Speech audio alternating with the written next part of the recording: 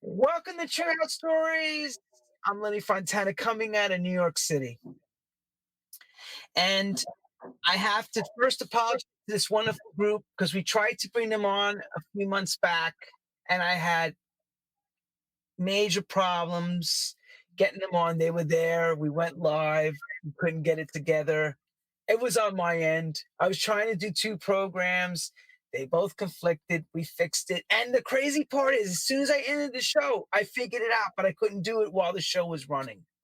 So, but this group toured the world, and they started with a funny name, and they cleaned up the name. So their name when they started, of course, was Crazy Penis, and then it went to Crazy P.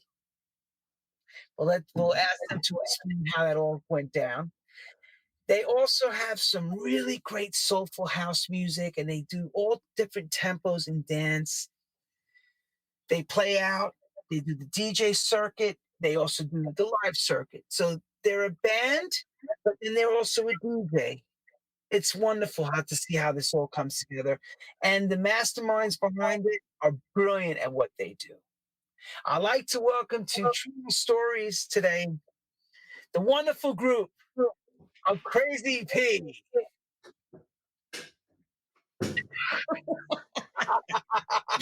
Well, quite work. Didn't get my hands. They're all together. Everybody's here and welcome. Thank you, everyone. Whoop, whoop. And again, we can't thank you enough for coming on board. And you've had a crazy summer because I know I saw you when I was out there in the UK. And I know you've been doing a lot of traveling and you're still going to keep doing more and more and more. But again, thank you for agreeing to come back on, even though we had not a wardrobe malfunction, but a malfunction with the computer. But again, I deeply apologize for that. But everybody here is coming in. So welcome in. So say hello, everybody, and then we'll start to get into the show. Take one. Danielle, I'll start with you. Hi. Hello, Danielle. So, hello. What are your hobbies? No, I don't do that. I just ask questions like this. We go right into it deeply. I'll start like this because it'll make it easier.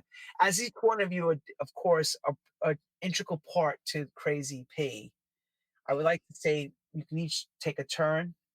How did music find you as a young kid? You know, how did you make your way into coming up to where Crazy P happened? Wow, gosh. I mean, I suppose I always had an interest in music, but it was more vague than kind of being a musician of any kind. I was always into dancing, and that kind of started with ballroom and Latin American when I was 9. But, you know, I was always dancing around the front room to Fame. I'd shut the curtains on a Saturday morning and jump around to Fame that was on telly in the 80s, and really fancied myself as a budding kind of, what was she called? Cara. The main woman in she was like the dance teacher. Anyway, that never happened. So I was really fortunate to kind of live in Manchester, where we had a lot of pirate radio stations. And I used to tune into a radio station called Sunset Radio. And they used to play lots of soul music, lots of kind of rare groove stuff. And from there on in, there were various introductions to people like Shirley Bassey and Barry White. My nana used to work at a hotel, and she met Barry White and Shirley Bassey, and that was the first place that I heard that kind of music. And then I suppose from there, it was Clubland, the Hacienda.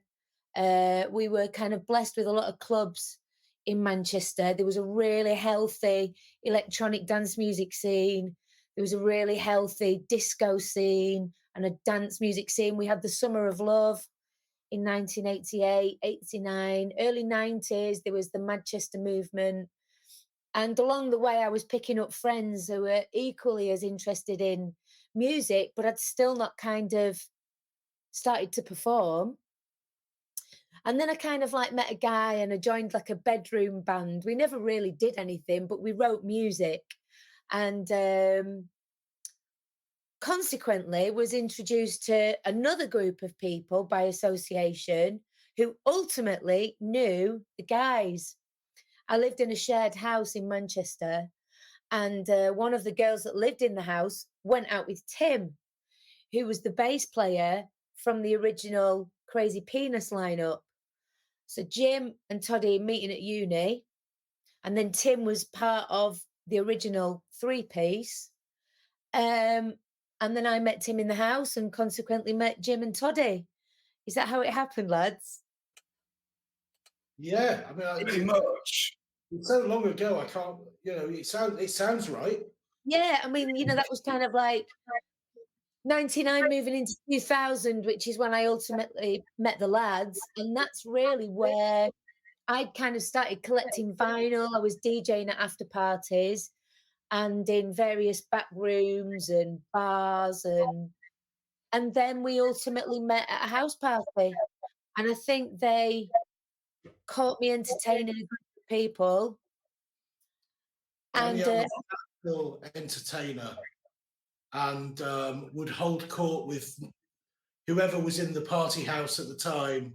She would be entertaining them, and I just, they would be hanging off her every word, and it got me thinking as to whether she could sing or not. Because I was thinking, if she can sing, this is going to be fantastic. Fortunately, she could, and then we started after that, didn't we? Yeah, we started. We had a kind of a jam session where we just all came together, and it seemed to work. And that's kind of really, we were very, very lucky that it happened quite organically. It wasn't like we advertised or the guys advertised. It happened very organically, and we had mutual friends, and so it was quite a natural progression. And I think maybe that's kind of why we're still together.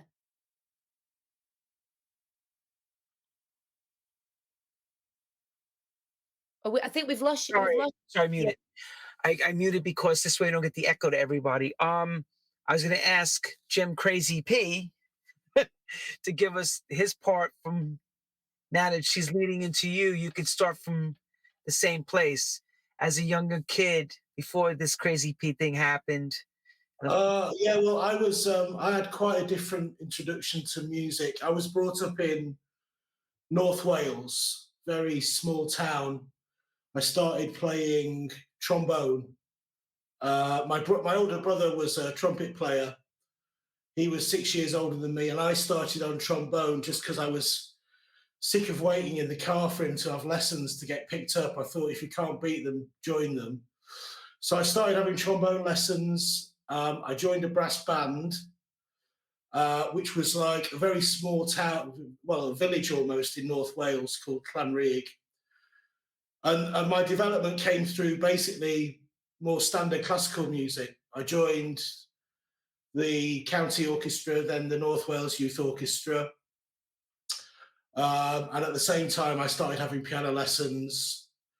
And that sort of took me up till sort of it was time to decide whether I wanted to go to university or not. At which point, a friend of mine was going to this club in Liverpool, which people will know. I mean, at that point, it was just one room, but Cream had just started. And we're talking sort of very early in the 90s. And my friend who was going up there couldn't drive, so I drove him up there. And Tony Humphries was DJing. And it sounds a bit cheesy now, but I'm going to use the word epiphany. But I had one on the dance floor, and that's from that point my musical journey totally changed. Can you just explain to everybody what Tony Humphries would have been like walking into that Cream thing? Like, well, it was a tiny room at that point. It was only probably about 300 people, and it was just really, really quality house. Really groovy bass lines, put together immaculately well. I mean, I'd obviously heard nothing quite like it at that point. I totally went with it. And I think from that point, we drove back to North Wales, which was about an hour's trip from Liverpool. And I was like, right, that's it. I don't want to, I'm not really interested in the sort of brass band orchestral route. I want to try and do something musically like this. And then I'd already committed to go to do a degree, which was a music degree. So I did that. And then I was edging my bets because I wanted to become a professional trombonist, but all the orchestras were full. And so I did a combined degree with music and law. So then I ended up in Nottingham, which is where I met Chris. He was doing a creative course. I was doing my law finals. And we met through a mutual friend. So you look back on these moments, don't you know, when you talk about it, you think, oh God, that's quite a pivotal meeting that. I mean, I basically bumped into her walking down the street and I knew her from another town. Well, I had no idea you lived here. No, I didn't have any idea you lived here. Oh, do you want to come around with mine tonight? Yeah, great. I had no friends in Nottingham at that point. And I went round to her house and Chris was there. And we got chatting and we hit it off immediately, started hanging out.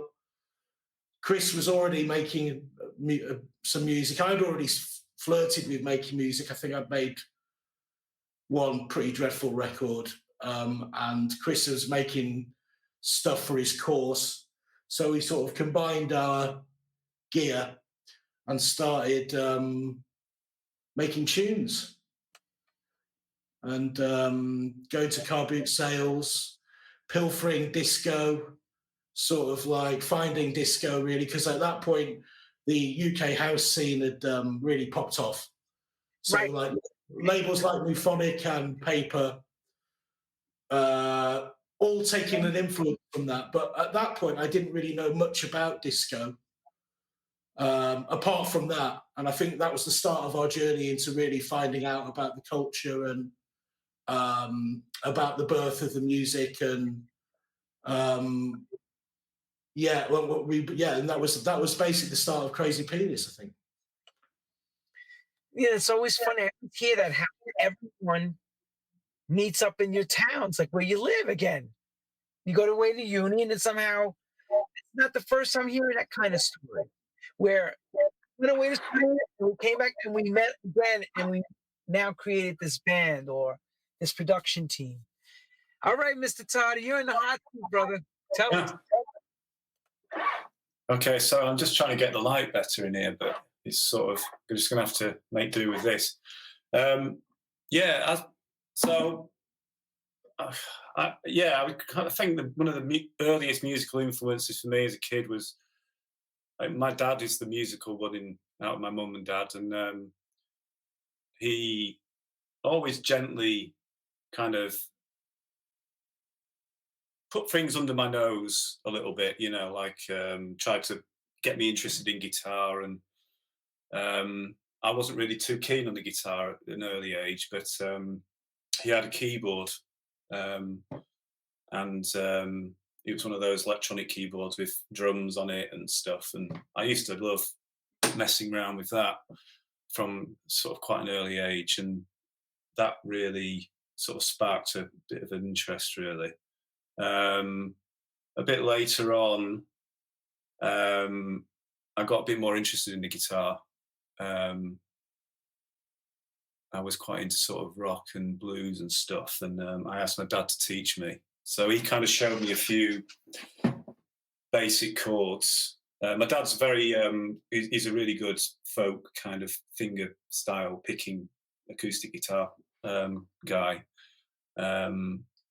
So I wasn't really too interested at that age. I wasn't really too interested in following that path. I wanted to kind of, I think at the time I was quite into sort of a lot of stuff like quite sort of soft rocky Bon Jovi type stuff, and I sort of envisaged myself as some kind of guitar hero. Quite an impressionable age of 13, so I was kind of on that path. But I'm really into my blues as well. I think I think I found Prince at that age, which was quite useful. But yeah, I was always at school. There was a really good music room, which I used to spend all my time in, and they also had a sort of keyboard room, and it was quite the early stages of just as MIDI was starting to be used with keyboards and stuff, and they had some Atari STs, which are the sort of computers that a lot of people were using. So that was a real sort of interesting. I found that fascinating. And as I got a bit older, what really got me wanting to be in a band was the sort of Manchester indie band scene that happened with like Stone Roses and the Happy Mondays. That really kind of was quite a pivotal moment for me. I love that. I really sort of idolised those bands and the guitarists, especially guitarists like John Squire from the Stone Roses. But also it was the crossover that was starting to happen with those bands, sort of dance crossover and the remixes that were happening, like the Paul Oakenfold and Andy Weatherall doing stuff with Happy Mondays and Primal Scream as well. There was a lot of crossover happening, which was starting to get me kind of a bit more sort of piqued my interest a little bit in that area. But I was still basically an indie kid until I went to Nottingham to do as Jim mentioned briefly, it was called Contemporary Arts, and it was essentially a music course, which they had a really great basement studio with lots of interesting equipment, and I met some really great people on that course, and people who had their own setups at home in their bedrooms, which I'm really interested in. Never seen sampling before, and I was starting to experiment with that. But it was when Nottingham in the early 90s had a really great house scene.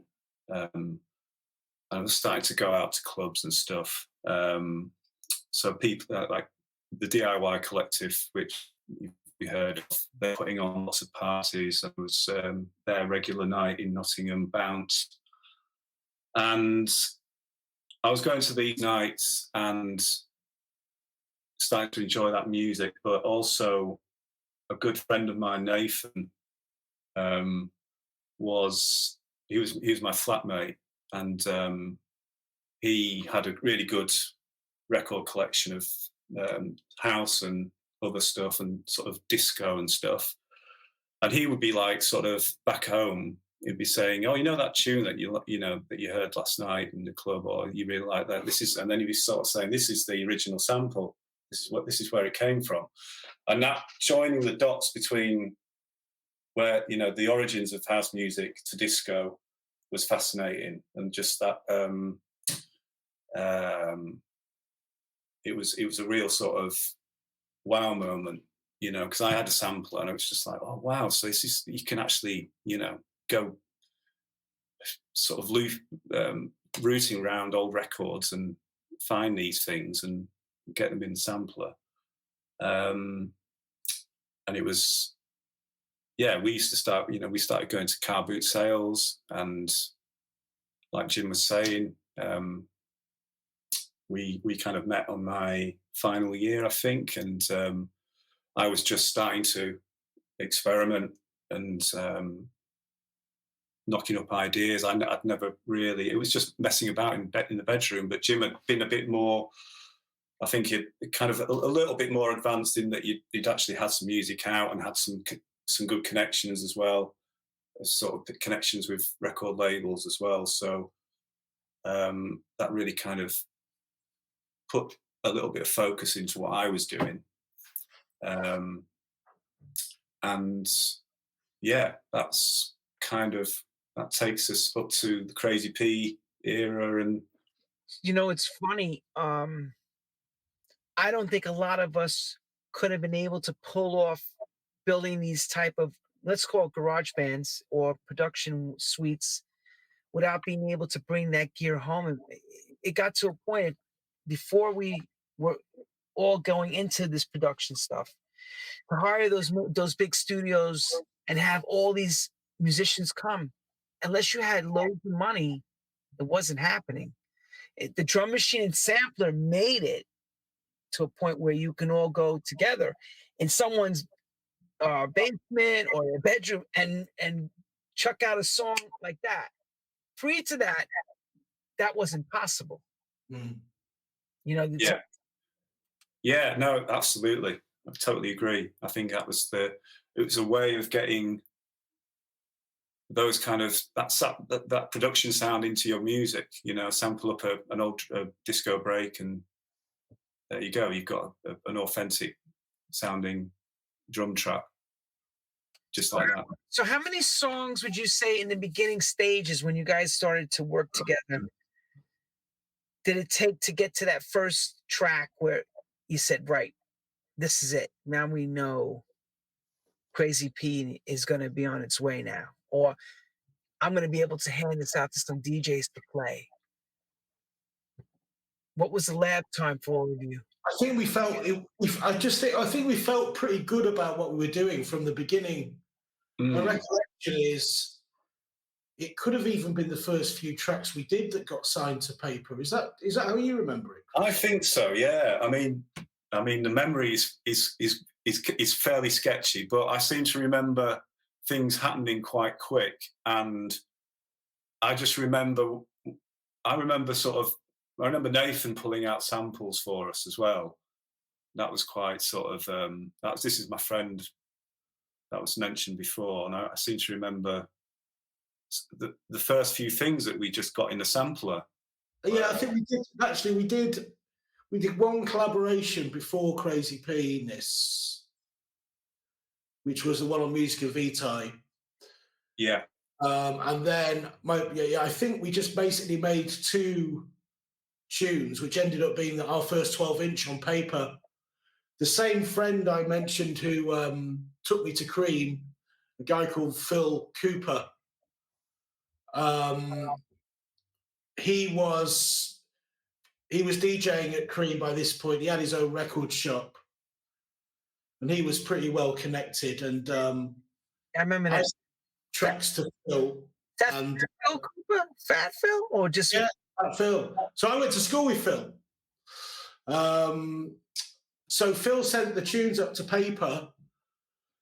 Really, and it was a very quick turnaround. It's like, it's only a couple of days. He had this. He said, "Oh, come round my house. I've got something to play." So I came round, and Elliot Eastwick from the label had left this answer phone message. He was like, "Phil, these 2 tracks, we definitely want them." He said, "But is it right they're from Wales? Because if they're from Wales, I'm not interested." He was joking, obviously. It's like, obviously. Phil, he knew Phil was from Wales. It was a bit of a dig. It was a bit of a cheap dig at Phil, but and that was it. We were up to Manchester then for a bit of a meeting, and but even at that stage, I think it's fair to say we were in Hobbyland, really. We had no great vision for for taking over the world. It was like we just really enjoyed the process. I think what we thought we were doing, we were really happy with. We thought it was fresh sounding, and we just kept on going. And it's like, I don't think there's any point where we've said, where we felt like, oh right, it's a proper job now. It's like we just sort of kept going, and then gradually, as we made the records and we got, after that first 12-inch, I think we did another 12, and then we made an album, and it was just quite organic, you might say, but it wasn't. There was no big picture, there was no massive vision. It was just really for us about the buzz we got from making the music. Right. That's the question. It's like, once again, What's that first record that the phones are ringing to you guys? Like, yo, I want you for this. Yo, I need, because there's always that one record where you go, whoa, went from hobby to now legit. Where is that translating record? Which one? Say it's the first album, probably. Yeah, or even the first single on paper. But yeah, the album was that Summer Bummer, the first single. Because I remember that, and I wasn't anything to do with you then, but I thought that was awesome. And I mean, they'd already put out issue 1, Downtime, as their first record, then the book, and then Eric Rugg, Don't Fuck With My Shit, was the third record. And then fuck with my shit. Yeah. Yeah. Well, he was called Dirty Jesus. That's what I like about this group. Clean cut, coming with their ties, clean, ready. Don't fuck with my shit. Yeah, well, that was Eric. You have to blame Eric for that one. That wasn't for us, but it was, and I think we were the 4th release. Yeah, something like that. So the records that come before were super. Before we got signed, were super cool. I mean, Phil used to get the promos, and they just used to arrive in a brown paper bag, no writing, so you knew it was from paper. It was like, and he used to get them at home. We used to go around and listen to them, and it was just like, this is where it's at. This is totally where it's at. So I think, getting signed to them was it was a boost. Here's the thing about yesteryear to posing today. People, check this out. Back in the day, you got very little information, more white labels, something scripted, maybe an ID number of the pressing or code. Records would blow up from that. Nobody knew what was what. Nobody knew how it went. They knew this was a hot track. Meanwhile, coming forward in the time machine, you have to explain everything. You have to describe everything. You have to be, it's more about the texting and the hashtagging than it is about the actual, sometimes the product. And back in the day, you listened more so than who you could care less, basically who did it. It was more about the sound. Then if it happened that it was your favorite DJ or producer, even better. But you didn't judge it on that. You judged it on the quality of what you heard. And that's how the fire would travel, or should I say the explosion would begin, because now it's so different. But we'll touch about that in a moment. I think there was always a guaranteed quality with labels like Paper and Newphonic as well. So you could buy almost slightly blindly and just expect good quality. There was a very definite sound to those two labels. For me, there was anyway.